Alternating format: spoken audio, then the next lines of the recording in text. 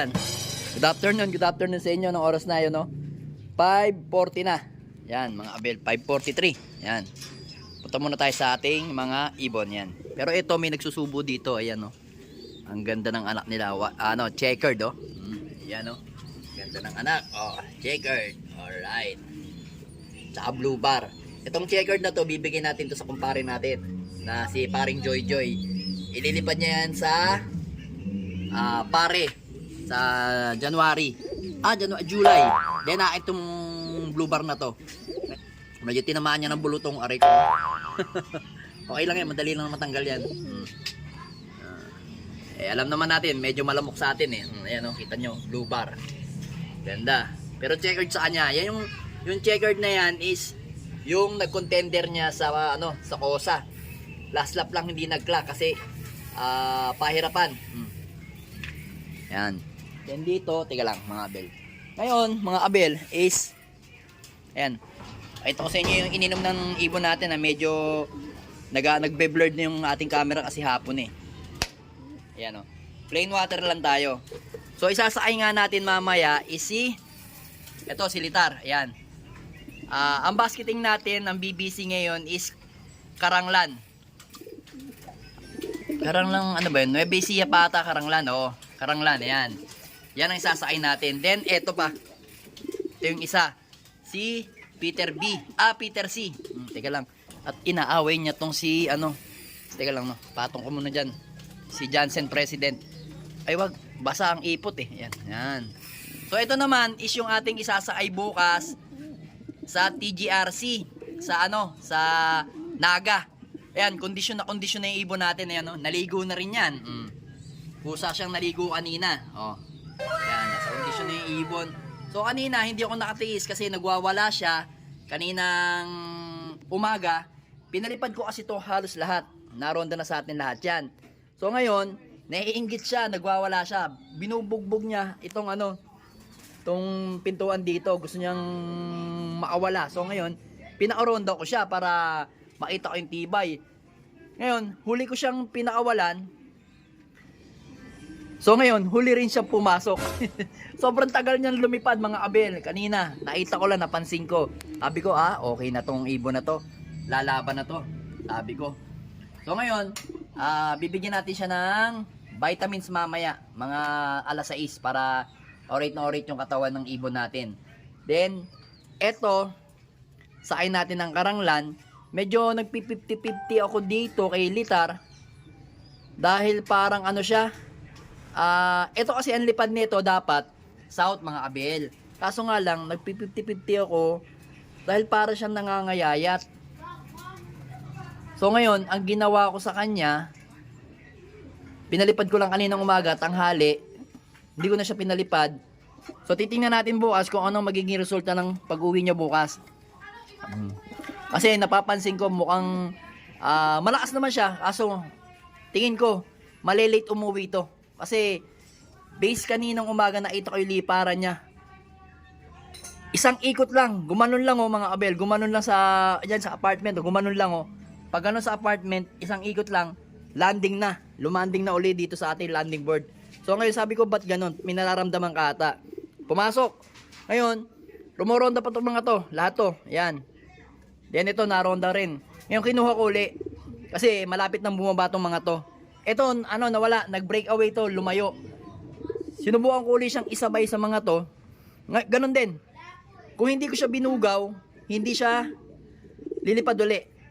Bale, 2 hanggang 3 ikot lang. Bumaba na kagad, kaya sumunod yung iba. Then, nung bababa na yung iba, ginawa ko, binugaw ko, ito, diretsong pasok agad. Ito, pumapasok agad eh. Hindi ko alam. Parang nag-aano siya eh, na gusto niyang mamaris na. Yan ang ayaw ko sa mga ibon. Pag namamaris na, gusto lagi papasok sa loob, ayaw rumonda ng rumonda. Ayan sayang to ibon na to. Then ito yung available hen natin na Peter na pwede nating i-out. Then ito yung ating Lady Victoria na kapatid nito. Nasaan na? To. Ito si Lady Victoria. So ngayon, ito yung first clutch. Ito yung second clutch, mga abel. Yan. Kita nyo. Ang kinis ng ibon natin na blue bar na yan. Yan yung second clutch. Yung kasama nito, nestmate nito, nandun sa kabila, blue bar naman. Napakakinis. Ayun yung mga abel, nakikita nyo? Ayan o. Napakakinis din. Ayun o. Yung blue bar na yun. Napakakinis din nun. Ngayon, ang third clutch is ito. Ito checkered na to. Ayan. Then yun yung kapatid. Ayan. Mga abel ito. Turo ko sa inyo. Ayan. Third clutch yan. Ayan o. Kita nyo, churo. Ayan. Nagpe-pearl eye din. Yung isa naman, pearl eye din. Ayan yung blue bar o. Ayun o. Apakakinis na ibon o. Ayan o. Pang summer natin yan mga abel. Summer na yung mga yan. Aray ko. Then dito, yung kapatid nito, ang nangyari is sumabit. Wasak to. Labas yung butchi. Then napakalaki. Mukhang sinabitan niya yero. Ngayon, nakauwi pa rin. Tanghali, buhay pa. Pero nung hapon, dead na siya. Nagalaw-galaw pa siya ng konti yung ulo, kaso syempre hinayaan ko na lang. Ayun, kasi malma talaga. Hindi ko na lang pinakita dito sa video. Malma yung ibon. Ngayon, meron pa tayong isang TGRC na singsing na nandun, na isisingsing ngayon. Then eto naman, ang kapatid nito is nandun sa kabila, mga abel. Checkered din. Ito naman, checkered na white flight. Yung isa naman, checkered dun. Magaganda yung nandun na ibon, mga abel, oh. Pero ngayon, sasain natin mamaya to. Ito sa tawag dito. Sa Aranglan, ito. At saka to. Ewan ko lang to kung uuwi pa to. Pagka, Tamad Rumonde. Then dito, may mga kapatid dyan. Mga dito. Yung iba dito, mga black check na. Ayan, oh. Ito yung kapatid nilang isa. Huling clutch. Nagsosolo. Ayan. Ito yung Jansen President na solo.